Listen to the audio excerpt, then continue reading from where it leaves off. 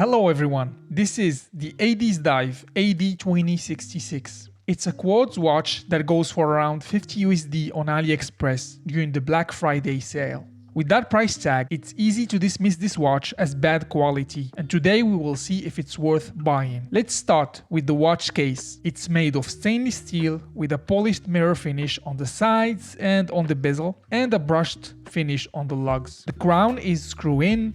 It's well sized in proportion to the rest of the watch. It's signed with the Addiesdive logo, which I personally dislike, but that's subjective. The logo is even more visible on the screw down case back, which is also made of stainless steel. This watch is rated for 100 meters of water resistance, and the movement under the case back is a Seiko VH31. It's a Mecha Quartz movement, which means it's battery powered, but the second hand mimics mechanical movements at 14,400 beats per hour. It has an accuracy of plus or minus 15 seconds per month and a 2-year battery life.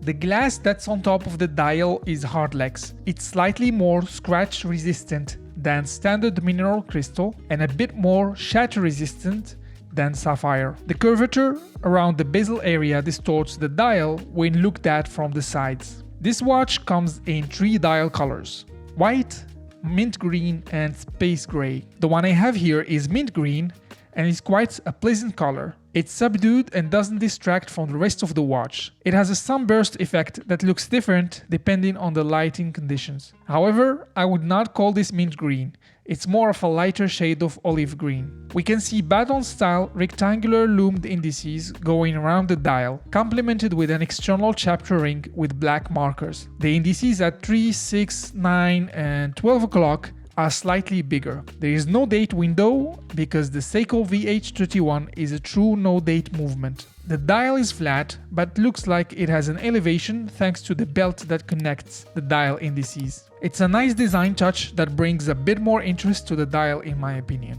We have a standard baton style handset that is loomed. The minutes and second hands are very well sized as they extend all the way to the external chapter ring and therefore offer good legibility. The luminescence is nothing special, it works, but it will fade away after a few minutes. We have the Addiesdive logo in its updated version. I personally prefer this one to the case back logo.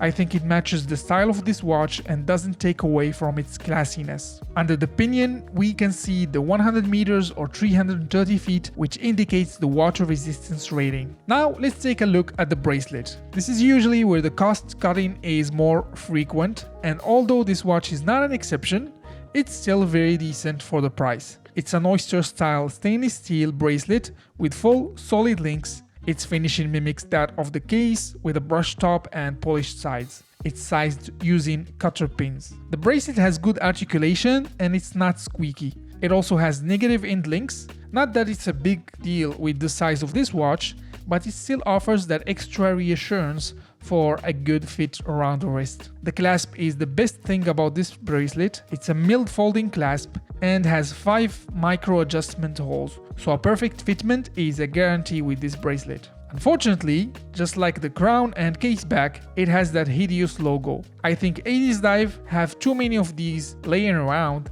and they didn't bother replacing them. I would prefer a non-signed clasp, but here we are. Now let's talk about sizing.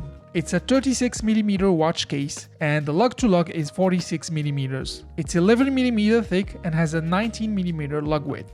What does that translate to in terms of wearability? This watch might be too small for some, but on my 6¼ wrist, it wears great. I really like this classic old school size in this type of watches. It's barely noticeable in a good way and can slide under the cuff if you wear it with a suit. Overall, very versatile in terms of wearability. The only slight issue is the 19mm lug width. Most of the extra straps I own are 20mm, and finding a good 19mm strap is a bit challenging. Overall, this is a great watch for the 50 USD price tag. The case and dial finishing is well done, the bracelet is very comfortable and allows for good fitment. The watch wears amazing for small wrists. The movement is accurate and reliable, and we get an updated logo on the dial as a bonus. For me, the cons will be the logo on the crown, case back and clasp, as well as the 19mm lug width, which limits options when it comes to alternative straps. If you are interested in this watch, check out the links in the video description for some good price suggestions with Black Friday coupon codes. If this video was helpful, please leave a like and consider subscribing to the channel. If you don't know what to watch next, here are some great Addiesdive watches that I covered in the past. Thank you so much for watching.